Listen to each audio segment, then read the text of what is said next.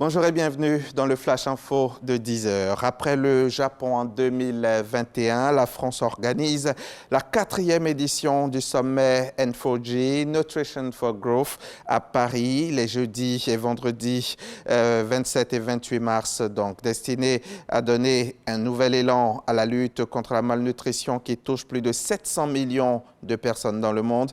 La réunion a d'ores et déjà permis de mobiliser 27 milliards de dollars de promesses de contribution pour tenter d'enrayer ce fléau.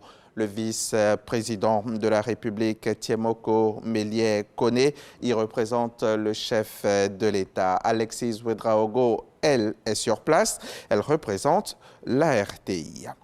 Direction Bouaké, où 224 soldats de la 35e promotion de l'École nationale des sous-officiers d'active ont franchi une étape symbolique de leur formation. Ils ont été présentés au drapeau, un rite marquant leur engagement dans l'armée. Parmi eux, des Ivoiriens, bien sûr, mais aussi des recrues venus d'autres pays africains. Gervais Kwasi et Kader Sogodogo étaient sur place. Formés conformément aux 11 articles qui régissent le corps des soldats, 224 soldats présentés au drapeau. Ces hommes sont désormais aptes à rejoindre les colonnes des sous-officiers après 18 mois de formation à l'École nationale des sous-officiers d'active NSOA de Bouaké. Ce sont ainsi 129 militaires généralistes et 95 militaires spécialistes en métier, dont 32 filles et 192 garçons qui enrichissent l'effectif des forces de défense de Côte d'Ivoire. Le commandant de l'ENSOA rappelle à ses hôtes l'intérêt de la cérémonie de présentation au drapeau.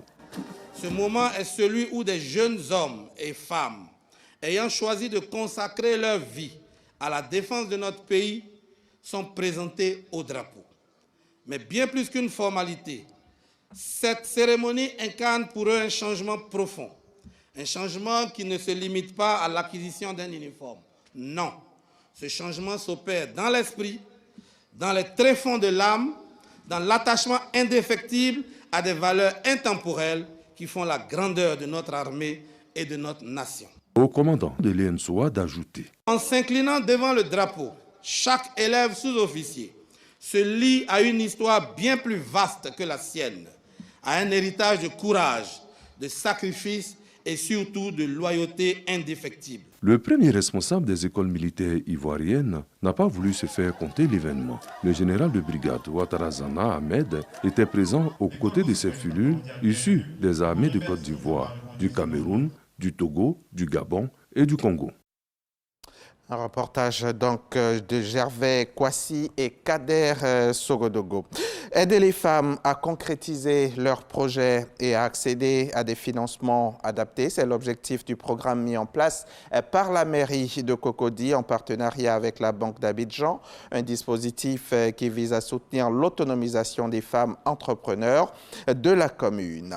Un mois après le cessez-le-feu immédiat à l'est de la RDC et le retrait des forces rwandaises réclamé par l'ONU avec le vote de la résolution 2773, le Conseil de sécurité s'est à nouveau réuni hier jeudi pour constater les évolutions grâce au rapport de l'envoyé spécial du secrétaire général et chef de la MONUSCO.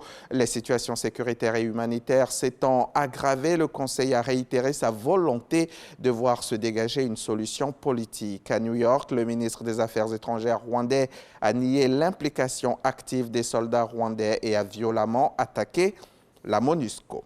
Le parquet financier a requis jeudi 27 mars à l'encontre de Nicolas Sarkozy une peine de 7 ans de prison et de 300 000 € d'amende ainsi que 5 ans d'inéligibilité et d'interdiction d'exercer une fonction juridictionnelle, ce qui pourrait par exemple l'empêcher de siéger au Conseil constitutionnel. Les magistrats se sont montrés fermes à l'égard de l'ancien locataire de l'Élysée qui a toujours contesté les accusations. Si la plus lourde des réquisitions revient à Nicolas Sarkozy, c'est parce que les magistrats financiers estiment qu'il est le véritable décisionnaire et commanditaire du pacte de corruption inconcevable inouï et indécent noué avec le Libyen Muammar Kadhafi afin de financer sa campagne électorale.